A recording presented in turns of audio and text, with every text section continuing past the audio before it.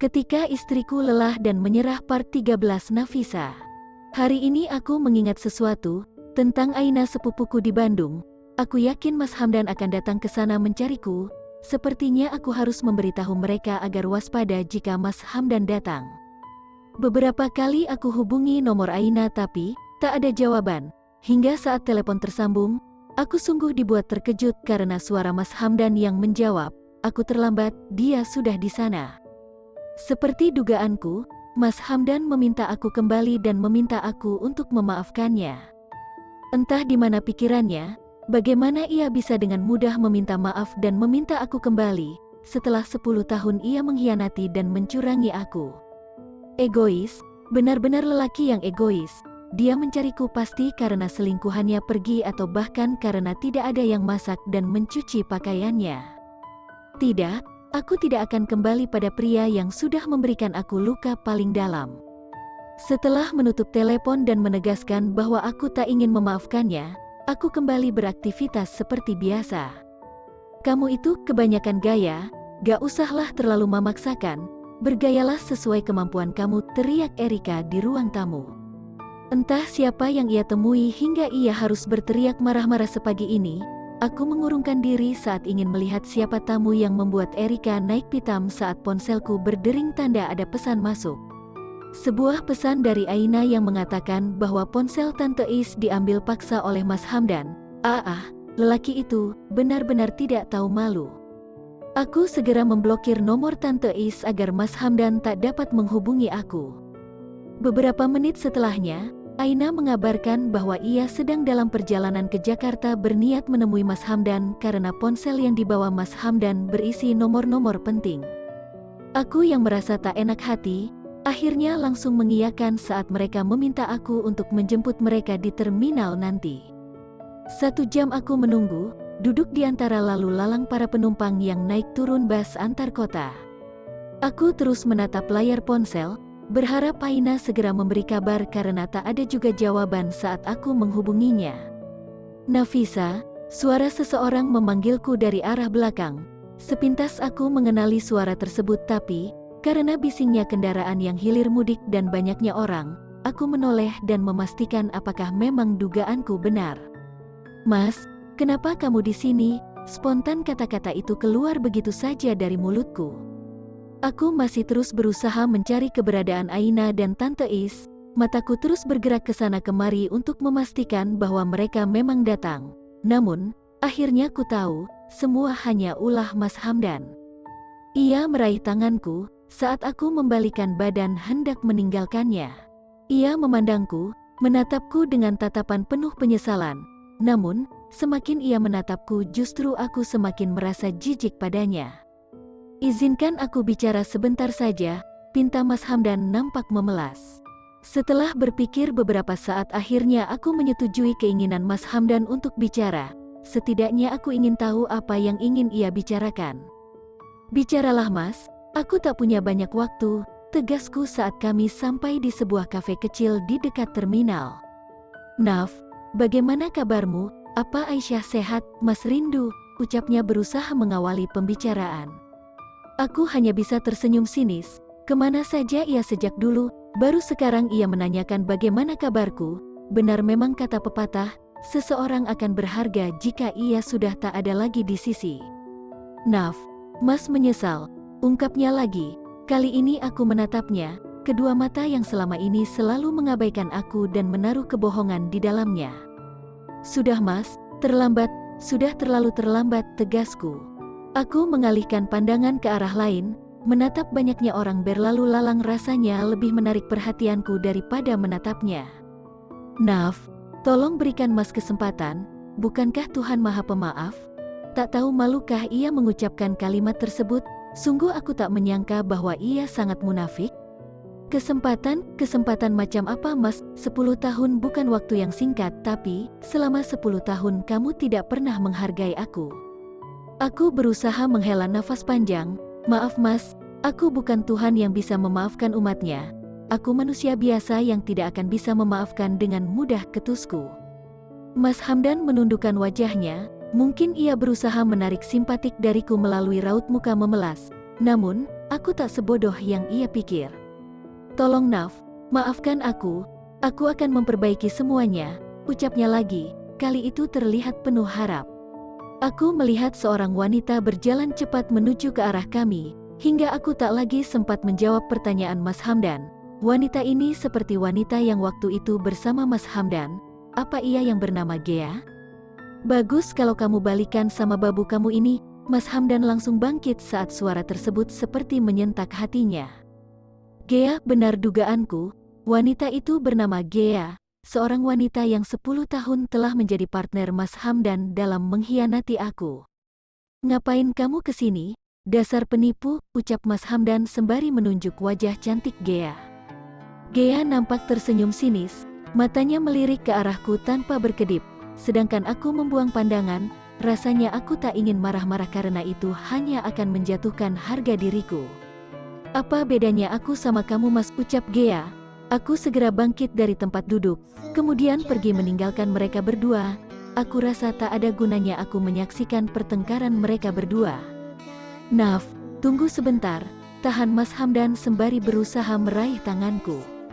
Aku tak peduli seberapa keras Mas Hamdan berusaha mencegahku.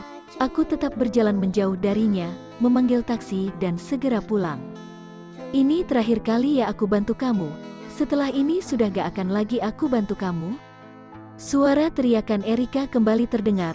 Entah siapa lagi tamu yang datang tapi sepertinya tamu yang sama seperti tadi pagi. Sengaja aku berjalan melihat siapa sebenarnya tamu Erika yang membuatnya selalu naik pitam. Saat sampai di ruang tamu, tamu itu sudah membalikan badannya. Namun, aku masih bisa melihat dengan jelas bahwa wanita tersebut adalah Gea. Apa hubungan antar Erika dan Gea? Mengapa mereka saling kenal? Part 14, Mas, ngapain sih kamu ngejar-ngejar Nafisa? Bukannya dulu kamu bilang dia itu gak penting ya buat hidup kamu, tanya Gea. Aku hanya meliriknya, ia yang tengah sibuk memakan satu porsi spaghetti yang aku pesan di sebuah restoran kesukaannya. Setelah bertemu di rumah yang ia akui sebagai rumahnya, Gea meminta aku mentraktirnya makan sebelum kamu bicara. Aku baru sadar kalau dia itu berlian yang selama ini aku sia-siakan, ucapku sembari meneguk segelas kopi. Gea tersenyum sinis, lalu kembali sibuk dengan mie khas Italia itu. Memangnya dia masih mau balik sama kamu? Sindir Gea lagi. Aku membulatkan mata, apa maksud dari pertanyaannya barusan? Apa ia meremehkan aku? Tentu, Nafisa sangat mencintai aku, buktinya dia bertahan selama 10 tahun. Meski aku terus menyakitinya, aku yakin dia akan kembali, tegasku. Nafisa meletakkan sendok dan garpu di atas piring yang telah kosong. Ia mengelap bibirnya dengan sapu tangan yang telah disediakan, lalu, meminum segelas orange jus rendah gula. Bukankah Nafisa pergi adalah kemauan kamu Mas? Gea berusaha mengingatkan aku pada ucapanku dulu. Ya, memang begitulah aku dahulu. Aku sangat ingin Nafisa pergi dari hidupku agar aku bisa bersatu dengan Gea. Namun, semua kini telah berubah. Perasaanku terhadap Gea sudah tak menggebu seperti saat itu. Itu dulu, sekarang aku ingin memperbaiki semuanya, lirihku. Gea meraih jemariku, entah mengapa getar yang dahulu sempat membuatku buta akan rasa dosa, kini sudah tak ada lagi rasa itu. Bukankah kamu ingin kita menikah? Ucap Gea berusaha merayuku. Aku tatap lekat kedua matanya. Sementara jemariku menggeser tangan yang tadi sempat dipegang oleh Gea. Tidak Gea, kali ini aku benar-benar ingin memperbaiki semuanya, tegasku. Wajah Gea nampak kecewa dengan penolakanku. Namun, kali ini aku benar-benar tidak peduli dengan apa yang terjadi dengan hatinya. Jijik aku saat mengingat ia telah berkhianat dengan lelaki lain. Ah, apakah Nafisa juga merasakan hal ini? Apa ia juga jijik denganku? Seketika aku tertunduk pilu. Entah mengapa, rasa sesak dalam dada menghantuiku. Hatiku sakit saat Gea, seorang yang benar-benar aku cintai, membagi hati dan tubuhnya pada pria lain. Lalu, apa yang sudah aku lakukan? 10 tahun aku telah mencurangi dirinya. Ia bahkan mau bertahan, di saat ia tahu aku telah membagi jiwa dan ragaku pada perempuan lain. Wajar saja, Nafisa begitu membenciku. Aku sendiri yang telah membuat rasa benci itu tumbuh mendarah daging di hatinya.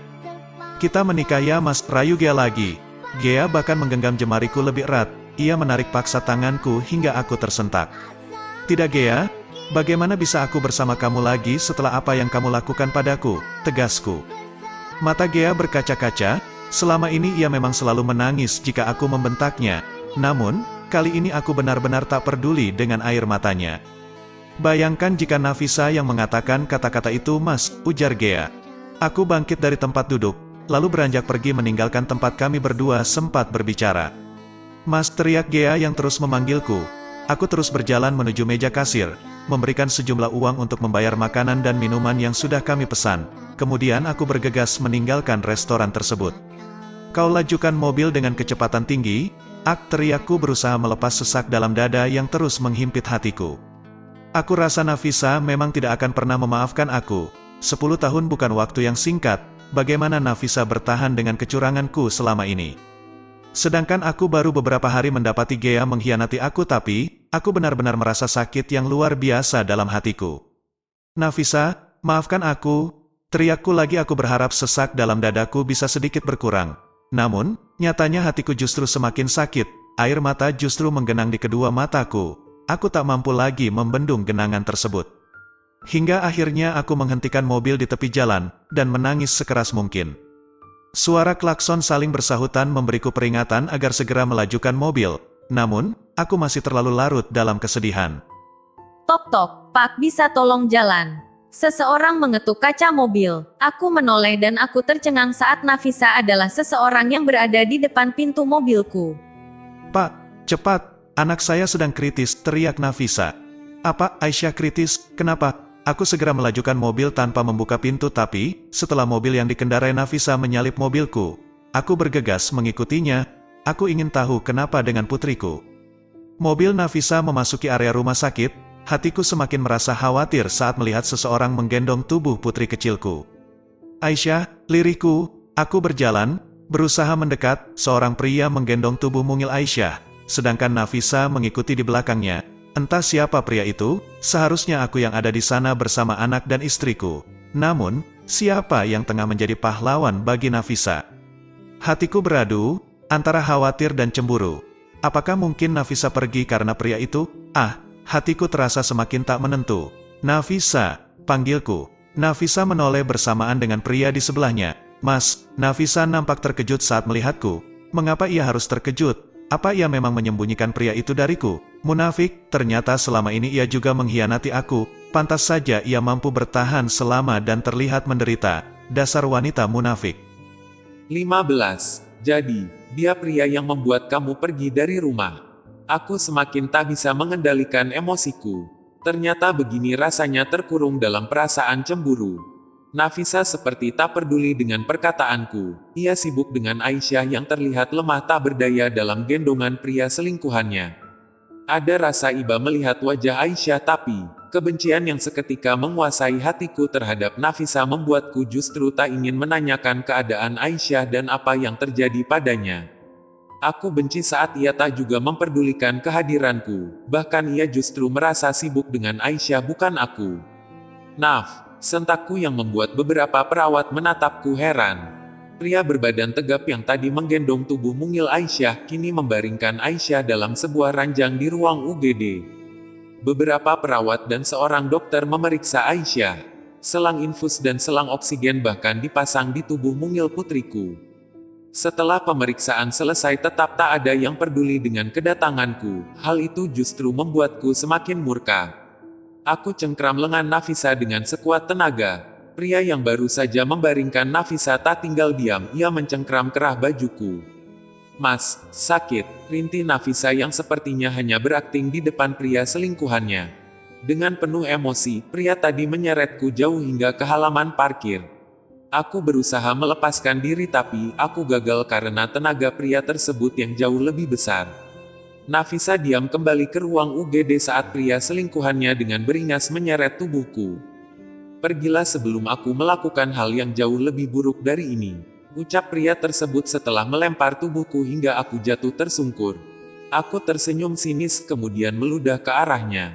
Apa ia tak tahu jika aku suami Nafisa? Setidaknya masih suami Nafisa. Dia bahkan tak ada hak apapun pada Nafisa apalagi pada anakku Aisyah.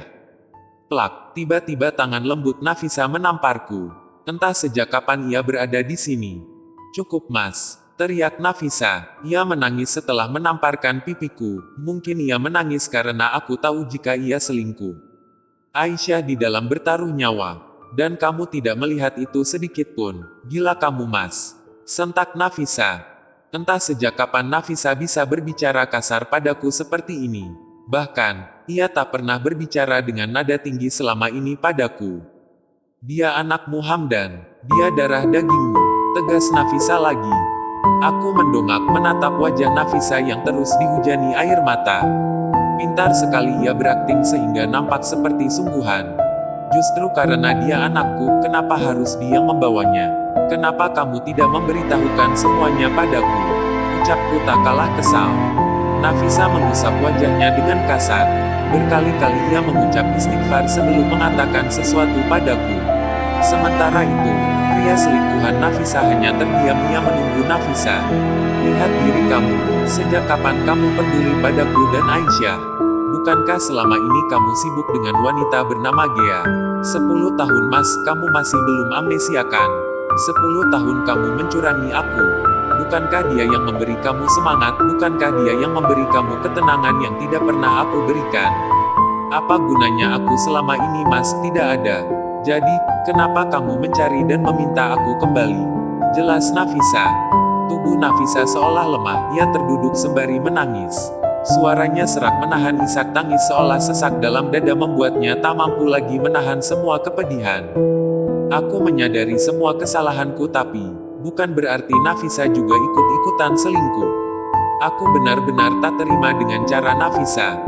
Aku tahu aku salah tapi, kamu tak harus selingkuh Naf. Sentakku. Pria tersebut menghampiri Nafisa, dengan lembut bahkan ia mengusap bahu wanita yang masih sah menjadi istriku. Dahiku mengerut, ternyata beginilah perbuatan istriku di balik hijab panjang yang ia kenakan. Aku pikir ia adalah wanita yang akan tahan dengan godaan pria lain tapi, ternyata ia tak ada bedanya dengan Gea. Sudahlah, percuma kamu jelaskan semuanya. Lebih baik kamu temenin Aisyah. Dia jauh lebih membutuhkan kamu, ucapnya. Nafisa kemudian menuruti kata-kata pria tersebut. Ia menoleh dan berusaha meninggalkan aku. Tunggu. Tahanku. Sebuah pukulan mendarat di pipi kiriku. Pria selingkuhan Nafisa memukulku dengan sekuat tenaga hingga darah mengalir dari kedua lubang hidungku. Sudah aku katakan, pergi dari sini. Bentak pria itu. Aku tertawa sinis, kamu tidak berhak atas putriku. Bahkan dia masih sah menjadi istriku. Sentakku meski dalam keadaan tersungkur di lantai. Seharusnya kamu malu menyebut dirimu seorang ayah. Sindir pria tersebut. Aku terus mengusap darah yang terus mengalir dari kedua lubang hidungku. Pria seperti kamu tidak akan tahu artinya setia dan pengorbanan. Imbu pria itu. Aku mengusap kembali darah yang terus saja mengalir. Ingin rasanya aku membalas pukulan pria tersebut. Namun, saat aku hendak bangkit pria itu justru memukulku sekali lagi hingga semua gelap dan aku tak sadarkan diri.